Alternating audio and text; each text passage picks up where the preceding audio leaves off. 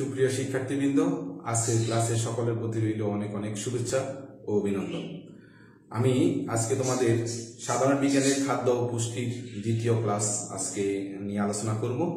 তো আজকে আমরা যেখান থেকে শুরু করব সেটা হচ্ছে খাদ্য প্রাণ বা ভিটামিন।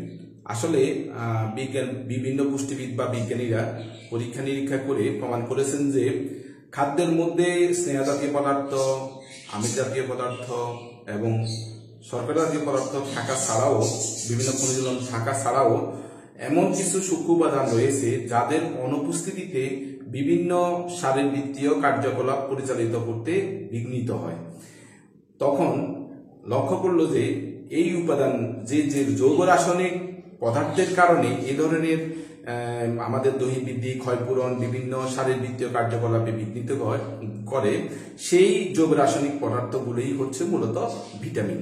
তাহলে আমরা এই ভিটামিনটি খেয়াল করো।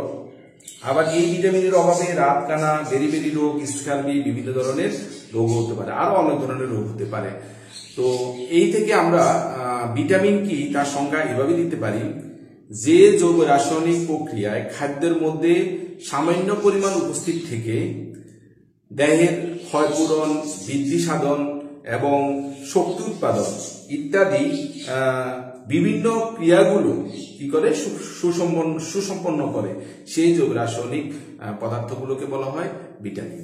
আমি আবার বলছি, তোমরা লিখে নিতে পারো, যে যৌগ রাসায়নিক পদার্থ খাদ্যের মধ্যে সামান্য পরিমাণ উপস্থিত থেকে আমাদের দেহের ক্ষয়পূরণ, বৃদ্ধি সাধন এবং শক্তি উৎপাদন ইত্যাদি বিভিন্ন ক্রিয়াগুলো সুসম্পন্ন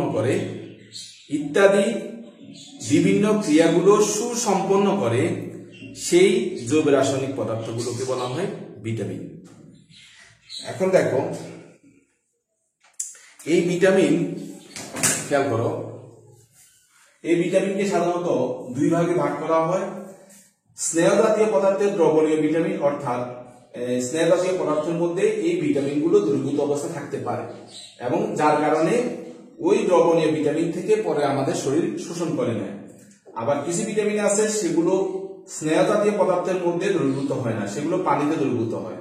তাহলে স্নেহ জাতীয় পদার্থের দ্রবণীয় ভিটামিনগুলো কে? Vitamin A, vitamin D, vitamin E এবং ভিটামিন কে। আর পানিতে দ্রবণীয় ভিটামিনগুলো হচ্ছে ভিটামিন বি কমপ্লেক্স এবং ভিটামিন সি। আর এগুলো সাধারণত কোথায় পাওয়া যায়? সবুজ পাতা পাওয়া যায়, গাছের কচি ডগা পাওয়া যায়, অর্থাৎ যে গাছগুলো থেকে আস্তে আস্তে উপরের দিকে যেগুলো নরম ডগা, ঠিক আছে, সেই কচি ডগা থেকে পাওয়া যায়। হলুদ ও সবুজ সবজি থেকে পাওয়া যায়, বিভিন্ন ফল এবং ফলের বীজ থেকে এই ধরনের ভিটামিনগুলো পাওয়া যায়। এবার দেখো, আমরা বিভিন্ন ভিটামিন সম্পর্কে আলোচনা করব। প্রথমে দেখো ভিটামিন এ। ভিটামিন এ প্রথমে উৎস, অর্থাৎ এই ভিটামিন এ কোথায় কোথায় পাওয়া যায়? মাছের তেল বা প্রাণীজ স্নেহ জাতীয় পদার্থে পাওয়া যায়। ক্যারোটিন সমৃদ্ধ বিভিন্ন সবজি, অর্থাৎ ক্যারোটিন হচ্ছে যেগুলো কালারফুল সবজি, সে ধরনের যেমন লাল শাক, পালং শাক, টমেটো, গাজর, মিষ্টি কুমড়া, এইগুলোর মধ্যে ভিটামিন এ পাওয়া যায়। এরপর পাওয়া যায় বিভিন্ন ধরনের ফলে, যেমন পেঁপে, আম, কাঁঠাল, এই জাতীয় ফলের মধ্যে ভিটামিন এ পাওয়া যায়। এরপরে ছোট ছোট মাছ, যেমন মলা মাছ, ঢেলা মাছ, এই ক্ষুদ্র ছোট ছোট মাছগুলোর মধ্যে ভিটামিন এ পাওয়া যায়।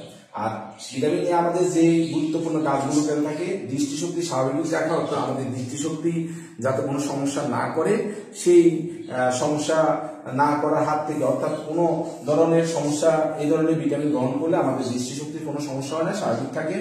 ত্বক এবং শ্লেষাঝিল্লিকে সুস্থ রাখে, আমাদের ত্বকগুলো সুস্থ রাখে এবং ত্বক মসৃণ হয়। আর শ্লেষাঝিল্লি হচ্ছে আমাদের শরীরে বিভিন্ন সংবহনতন্ত্রগুলো আছে, তার উপরে আঠা জাতীয় একটা ঝিল্লি থাকে, যার কারণে যাতে, যেমন ফুসফুসের মধ্যে এক ধরনের শ্লেষাঝিল্লি থাকে। তার কারণ হচ্ছে, যদি ফুসফুসের মধ্যে শ্লেষাঝিল্লি না থাকতো তাহলে ফুসফুসের কিন্তু অনেক ঘর্ষণজনিত কারণে ক্ষয় হতো। তারপরে আমাদের দেখা যায় হৃৎপিণ্ডের গাত্রেও কিন্তু শ্লেষাঝিল্লি থাকে, অর্থাৎ যে সকল যেমন আমাদের মস্তিষ্কের উপরে আবরণের শেষাঝিল্লি থাকে, এই ধরনের ঝিল্লিগুলো কি করে আমাদের ঝিল্লিগুলো যাতে ক্ষয় না হয়, ক্ষয় হওয়ার হাত থেকে রক্ষা করে। এই ধরনের ঝিল্লিকে সুস্থ রাখতে ভিটামিন এ গুরুত্বপূর্ণ ভূমিকা পালন করে। তারপরে বিভিন্ন সংক্রমণ রোগ হতে রক্ষা করে, অর্থাৎ আমরা ছোঁয়াচে রোগ যেগুলো, যেমন বর্তমানে যে ভাইরাসের কারণে বিশ্ব আতঙ্ক, সেই কোভিড-19, এই ধরনের এই ভিটামিনগুলো যদি গ্রহণ করা হয় তাহলে দেখা যায় যে রোগ প্রতিরোধ ক্ষমতা বাড়ে এবং এই ধরনের সংক্রমণের হাত থেকে রক্ষা পাওয়া যায়। খাদ্যদ্রব্য পরিপাক এবং ক্ষুধার উদ্বেগ, অর্থাৎ যে কোনো এই ধরনের ভিটামিন গ্রহণ করলে সহজে খাদ্যদ্রব্য হজম হয় এবং সহজে আমাদের ক্ষুধার উপরে ক্ষুধা ভাব সৃষ্টি হয়, খাদ্যের মধ্যে রুচি আসে। রক্তের স্বাভাবিক অবস্থা বজায় থাকে, অর্থাৎ রক্তের মধ্যে রক্তের একটা প্রবাহ আছে, রক্ত চর্বির পরিমাণ বা অন্যান্য উপাদান বাড়তে দেয় না, অর্থাৎ স্বাভাবিক মাত্রা রক্ষা করে। এগুলো হচ্ছে ভিটামিন এ জনিত তোমার কাজ। আর ভিটামিন এর অভাবে যে রোগগুলো হয়, সাধারণত আমরা বইটা খুলে আমরা এখান থেকে দেখতে পারি 137 নম্বর পৃষ্ঠায়। সাধারণত ভিটামিন এর অভাবে আমি আগেও বলেছি যে দেখো এই অধ্যায়টা কিন্তু আমি যদি নাও আলোচনা করি তাতেও কিন্তু তোমরা পড়লে পারবে, কিন্তু আমি যদি একবার আলোচনা করি যেমন পড়া নেওয়ার প্রবণতা থাকে তাহলে তোমাদের পড়া হবে, সেই কারণে আমি এই চ্যাপ্টারটা আলোচনা করতেছি। তো দেখো রাতকানা ভিটামিন এর অভাবে হয়, সাধারণত আবসা আলোতে দেখতে না পাওয়ায় রাত্রে বেলা দেখা যায় যে আলোটা আবসা থাকে, দেখা যায় যে ওই সময় চোখের সমস্যাজনিত কারণে তখন দেখা যায় যে রাতকানা রোগ হয় এবং সেটা ভিটামিন কিন্তু এর অভাবেই হয়ে থাকে। এছাড়া দীর্ঘদিন যদি এই রাতকানা অবস্থার সৃষ্টি হয় তাহলে একসময় কিন্তু অন্ধ হয়ে যাওয়ারও সম্ভাবনা থাকে। এছাড়াও এই রোগে আক্রান্ত শিশুকে সবুজ শাকসবজি, তাহলে আমাদের মূল কারণ হচ্ছে রাতকানা রোগ হয়। আর এ ধরনের হাত থেকে রক্ষা করার জন্য শিশুদের ক্ষেত্রে যদি এ ধরনের হয়, শাকসবজি এবং রঙিন ফলমূল খাওয়ানো উচিত, ভিটামিন এ ক্যাপসুল খাওয়ানো উচিত। আমাদের দেশে আবার দেখা যায় যে নির্দিষ্ট টাইমে ভিটামিন এ ক্যাপসুল খাওয়ানো হয়, সেগুলো খাওয়ালে তখন দেখা যায় যে এই সমস্যা সৃষ্টি হয় না। তারপর দেখো আরেকটা হচ্ছে জেরপ্থ্যালমিয়া, এটিও ভিটামিন এর অভাবে হয় এবং এর কারণে কর্নিয়া, আমাদের চোখের ভিতরে এক ধরনের সামনের যে একটা অংশ, সেই অংশকে বলা হয় কর্নিয়া। এই কর্নিয়াতে আচ্ছাদন মানে যে উপরে আবরণের ক্ষতিগ্রস্ত হয় ভিটামিন এর অভাবে এবং কর্নিয়ার উপরে শুষ্ক স্তর পড়ে, যার কারণে দেখতে সমস্যা সৃষ্টি হয় এবং চোখ শুকিয়ে যায় এবং পানি পড়া বন্ধ হয়ে যায়। ফলে চোখে আলো সহ্য হয় না এবং চোখে প্রচন্ড পুঁজ জমে এবং চোখের পাতা ফুলে যায়। এ ধরনের সমস্যাগুলো ভিটামিন এর অভাবে হয়ে থাকে। এছাড়াও ভিটামিন এর অভাবে সর্দি, কাশি, ইনফ্লুয়েঞ্জা ইত্যাদি ধরনের রোগ হয়ে থাকে। এগুলো তোমরা পয়েন্ট আকারে পড়ে নিলে ভালো হবে। তবে দেখো ভিটামিন বি কমপ্লেক্স, আমরা বই থেকেই দেখে নিই, সবাই লক্ষ্য করো। ভিটামিন বি কমপ্লেক্স বিশেষ করে আমিষ, শর্করা এবং স্নেহ পদার্থকে কি করে বিশ্লিষ্ট করে, অর্থাৎ ভিটামিন বি একটি গুরুত্বপূর্ণ উপাদান হচ্ছে আমরা যে শর্করা জাতীয় এবং স্নেহ জাতীয় আমিষ জাতীয় খাদ্যগুলো খাই, এই খাদ্যগুলোকে সহজে ভেঙে সরল খাদ্যে পরিণত করার জন্য গুরুত্বপূর্ণ ভূমিকা পালন করে। তো এখন বিভিন্ন ধরনের ভিটামিন বি থাকে, এখানে তোমাদের 4 ধরনের গুরুত্বপূর্ণ ভিটামিন বির কথা উল্লেখ আছে, আরো অনেক ভিটামিন বি থাকে। এই 4 ধরনের হলো vitamin B one, vitamin B2, vitamin বি6 এবং ভিটামিন বি12। লক্ষ্য করো, আমি যদি কোনো লাইনে যদি বুঝতে সমস্যা হয় আমি ক্লিয়ার করে দেবো, যেগুলো কঠিন মনে হয় আমার কাছে। এর প্রধান কাজ হলো শর্করা বিপাকে অংশগ্রহণ করে শক্তিযুক্ত করা, অর্থাৎ আমরা যে শর্করা জাতীয় খাদ্য খাই যেমন ভাত, তারপরে রুটি, এই ধরনের খাদ্যগুলো, চেয়া, মুড়ি, এই ধরনের খাদ্যগুলোর বৈশিষ্ট্য হচ্ছে এই খাদ্যগুলোকে ভেঙে শক্তিতে রূপান্তর করার জন্য ভিটামিন বি মানে থায়ামিন, ভিটামিন বি1 যার নাম হচ্ছে থায়ামিন, গুরুত্বপূর্ণ ভূমিকা পালন করে এবং স্বাভাবিক ক্ষুধা বজায় রাখে এবং স্নায়ুতন্ত্রকে সক্রিয় রাখে। আমরা জানি স্নায়ুতন্ত্র সম্পর্কে এর আগে আমরা পাঠদান করেছিলাম। স্নায়ুতন্ত্র হচ্ছে স্নায়ু কোষের সমন্বয়ে গঠিত, মূলত প্রধান অঙ্গ হচ্ছে মস্তিষ্ক।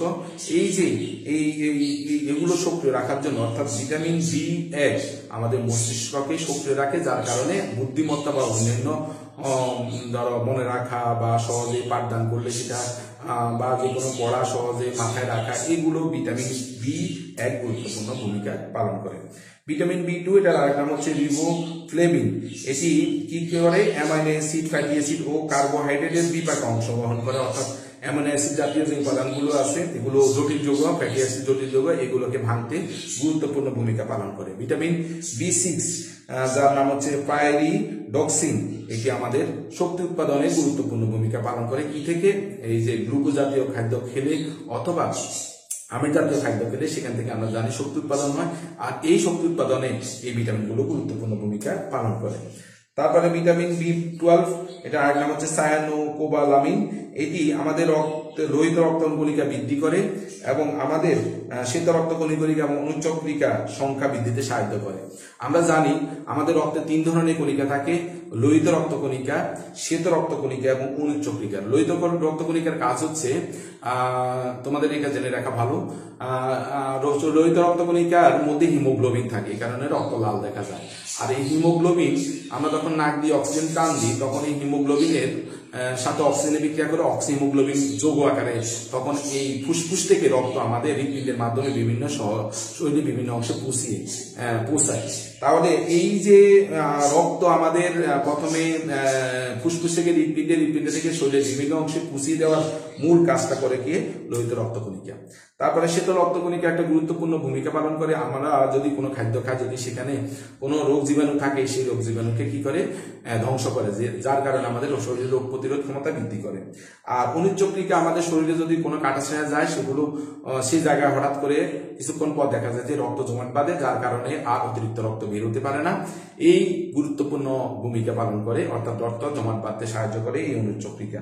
আর এই রক্তকণিকাগুলোর সংখ্যা বৃদ্ধিতে গুরুত্বপূর্ণ ভূমিকা পালন করে ভিটামিন B12। তো আশা করি এগুলো তোমরা পড়ে নিতে পারবে। এবার আমরা আলোচনা করবো ভিটামিন সি। লক্ষ্য করো, আমরা বই থেকেই পড়ে নিচ্ছি। ভিটামিন সি আমরা স্বাভাবিকভাবে বুঝি, সাধারণত ফলমূলের মধ্যে প্রচুর পরিমাণে ভিটামিন সি থাকে।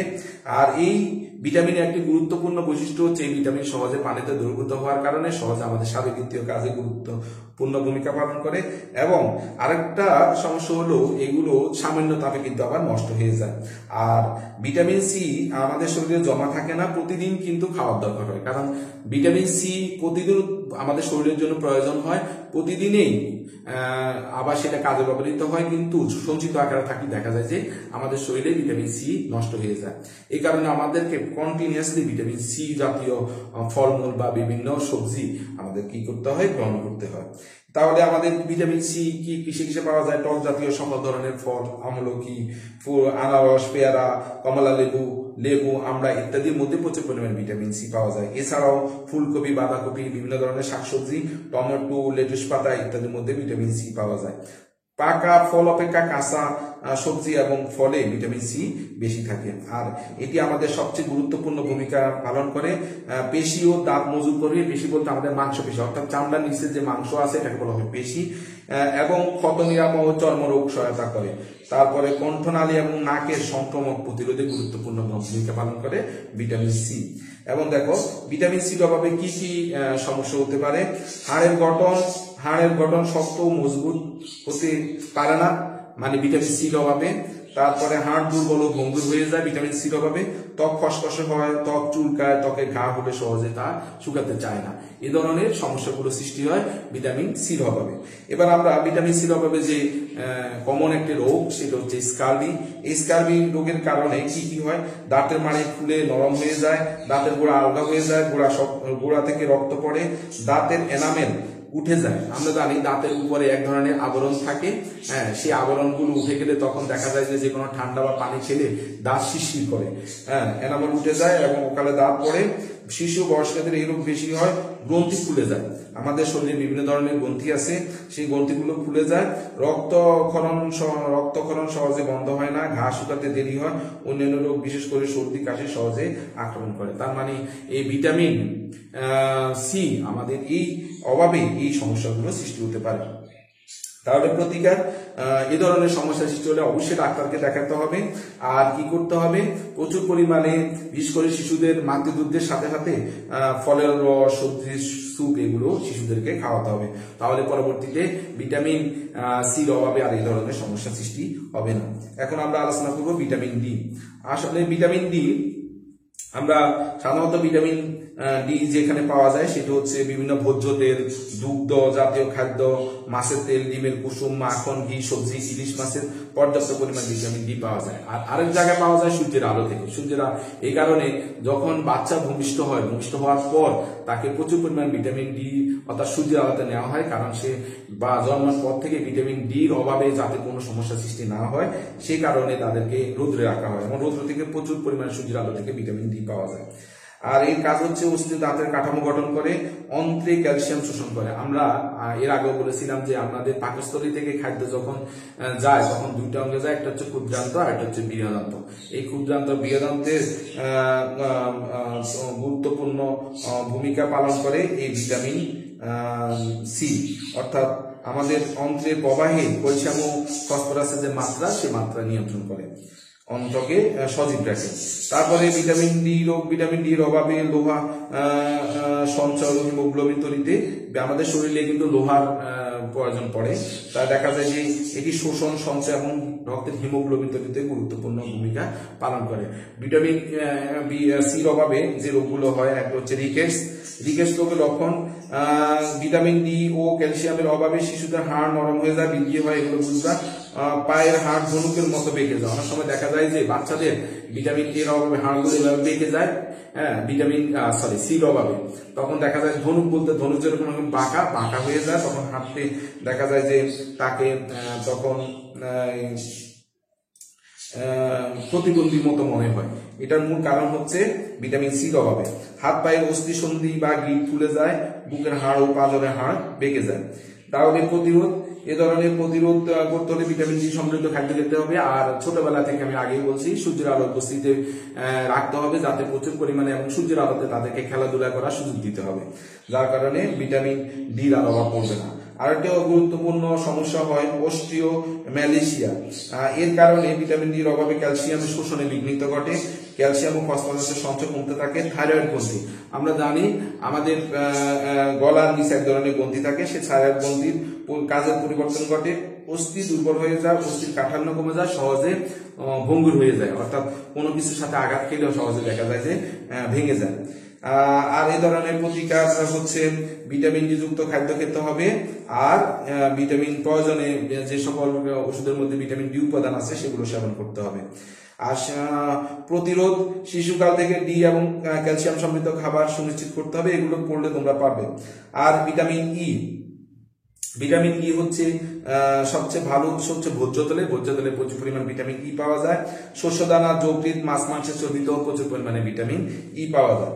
আর কাজ, ভিটামিন ই কোষ গঠনে সহায়তা করে এবং শরীরে কিছু ক্রিয়া বিক্রিয়া অংশগ্রহণ করে। খুব কম ক্ষেত্রে ভিটামিন ইর অভাব ঘটে এবং এর অভাবজনিত লক্ষণও কম, কারণ প্রায় সময় আমাদের যে খাদ্য তালিকা থাকে আমাদের প্রতিদিন, আমরা কোনো না কোনো ভাবে ভিটামিন ই পেয়ে থাকি। ভিটামিন কে সবুজ রঙের শাকসবজির মধ্যে থাকে, লেটুস পাতার মধ্যে থাকে, ফুলকপি, এগুলো পড়লে তোমরা পারবে। ভিটামিন কে প্রস্তবিন নামক এক ধরনের প্রোটিন তৈরি করে, অর্থাৎ আমাদের শরীরে শারীরিক কার্যকলাপের জন্য এই প্রোটিন গুরুত্বপূর্ণ ভূমিকা পালন করে। আবার থ্রম্বোবিন রক্ত জমা বাড়তে সাহায্য করে, অর্থাৎ আমাদের রক্তের অনুচক্রিকায় এই ধরনের উপাদানগুলো থাকে। আর অভাবজনিত সমস্যা, এগুলো আশা করি তোমরা পারবে। এই পাঠে